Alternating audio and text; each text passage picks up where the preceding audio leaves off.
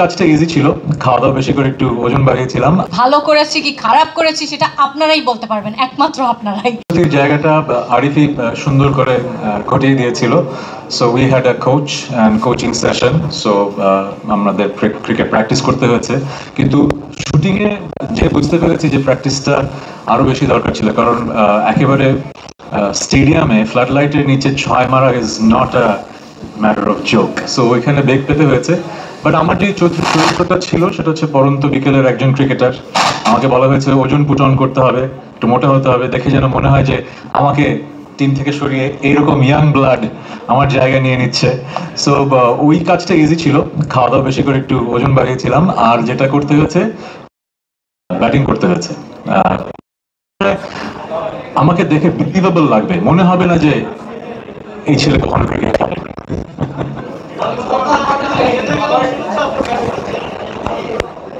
Batsman ছিলাম, হ্যাঁ, এটা জেনে গেলেন। ছক্কা 4টা মারতে হয়েছে, হ্যাঁ।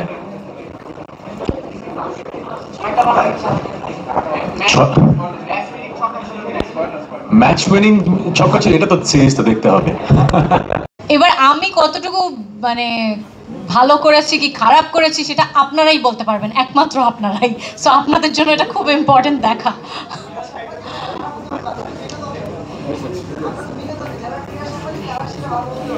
এটা আমি আসলে স্পয়লার দিতে চাই না, ক্রীড়া সাংবাদিক, তবে তার মধ্যে অনেক লেয়ার্স আছে, সেটা আপনারা দেখলে বুঝতে পারবেন।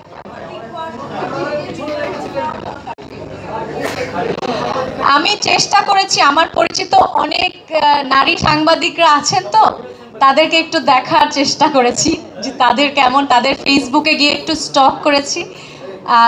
আরও নারী সাংবাদিক প্লে করেছে যেসব অভিনেত্রীরা, চেষ্টা করেছি যে তাদেরকেও একটু দেখতে, কিছু ওয়েব সিরিজে বা সিনেমাতে। আমি নিজে আগেও একবার সাংবাদিক প্লে করেছিলাম আরেকটা ওয়েব সিরিজের জন্য, সেটা থেকে যেন আলাদা হয়, কারণ এটা মানে স্পেসিফিক্যালি ফোকাসিং অন ক্রিকেট। তো সেই চেষ্টাটা একটু করার চেষ্টা করেছি। ক্রিকেট নিয়ে আমি খুব মানে বেশি একটা মানে জ্ঞানী নই, তো সেই সম্পর্কেও একটু জানার চেষ্টা করেছি, ক্রিকেটটাকে আরেকটু বোঝার চেষ্টা করেছি। ওয়েব সিরিজ দেখতে হবে।